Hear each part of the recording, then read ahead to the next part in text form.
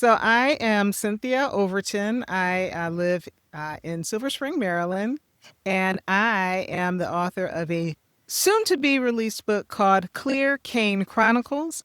The Clear Cane Chronicles Shaping the Future of Healthcare Through Person Centered Care. Okay, when I say I just finished it today, I mean like while Cindy was telling me about you, I was trying to sneak in a revision before my editor opened the Google Doc. That's how hot off the press it is. You were my first interview about this book. And I got to tell you, it is an amazing book, if I do say so myself. So essentially, the book is about person centered care, the importance of person centered care, and I tell it through my own story. So, you see that I use a cane, and I pretty much talk about my experience being in three different hospitals over 7 weeks and what it was like to have a AVM removed from my spinal cord, what it was like to go through recovery, what it was like to learn how to walk again, and what it was like to transition back into the community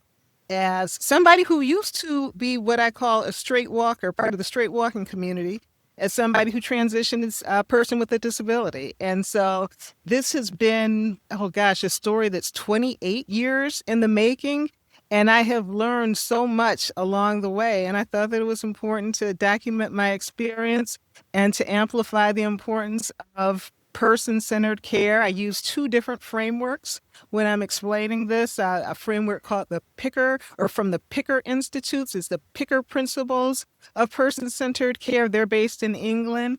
And I use that framework as I describe receiving care in a clinical setting. And then I use the National Advisory Board's principles for independent living to really talk about, person-centered care from the perspective of a person with a disability living in the community. Initially, I really thought of it as an opportunity to just document my experience, almost like a memoir. But then I thought to myself, this has to, I think it's an interesting story, but I just thought it had so much meaning, which is why I found these frameworks. I shouldn't even say found. The Picker framework I found, I'm part of the National Advisory Board that created the other, or that develop the other principles.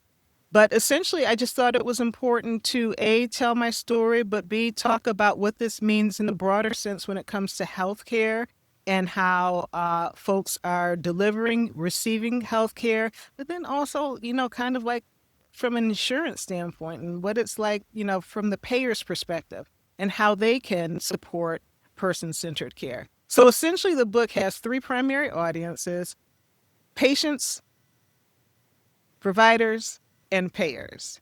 And every chapter is divided up. The first part of the chapter, I tell a little bit about my story, and then I connect my story to principles of person centered care.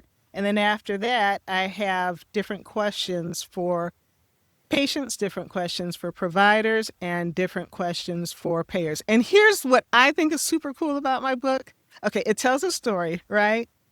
But it also draws in research to kind of support what I'm saying. But also make like different cultural references. Like you're never going to see a medical or book like this, or a healthcare book that combines medical research and like Beyonce and Taylor Swift and Soul Train and all these different cultural references that, you might be used to in your everyday life, but you just wouldn't really expect it in a book like this. I remember when I was in the hospital, I'll just tell you very quickly about the story in terms of what happened to me. Everything was fine.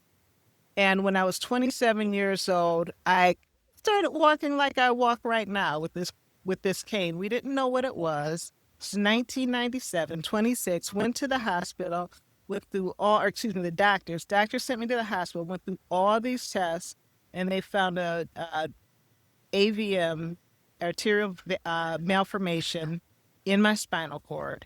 It had to come out. Now, because it was 1997, the medical technologies had not advanced, and it was very hard to find a surgeon to do this type of operation. And I got to tell you, the process of finding a surgeon, getting the insurance company to pay for it, it was a wild ride. But I ended up finding, oh, well, I didn't end up, my father ended up finding an amazing man named Dr. Fred Epstein, who was based in New York. This was back before the internet. In fact, I said it was my father, it was my sister-in-law. She found Dr. Epstein on LexisNexis, and he ended up doing the surgery, which I believe probably saved my life, just in terms of back then, people just didn't do this type of operation. After the surgery, I was paralyzed. I was a wheelchair user, and I had to go through intensive physical therapy, occupational therapy, and recreational therapy, which was a lot of fun when I was in the hospital.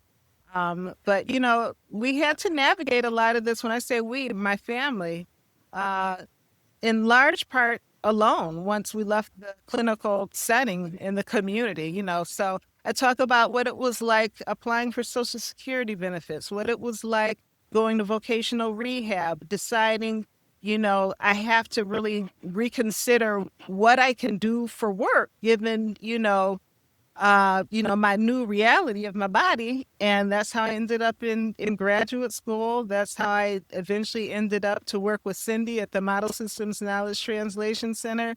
And in many ways, I consider my story a success story. A lot of that, though, honestly, has a lot to do with social drivers of health. If I were not born into the family that I was born into, my health outcomes would have probably been a lot different. Um, but, I think that my story might be able to help other folks. But more importantly, I really want patients, providers, and when I say providers, I mean healthcare professionals, and payers, meaning insurance folks, to really come to embrace these ideas of person-centered care.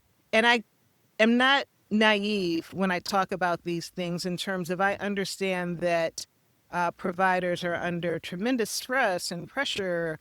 There's so many administrative tasks. And I know that there are a lot of people who work for insurance companies that actually really do want to help. I think that we're all just really trying to navigate a big old web of a system. And with my book, my hope is that folks might embrace a person-centered care approach to work in alignment with one another to work for better health outcomes for everybody. My website is cynthiaoverton.com, and I will be keeping that updated with information on the book, and I hope that we can connect on LinkedIn also.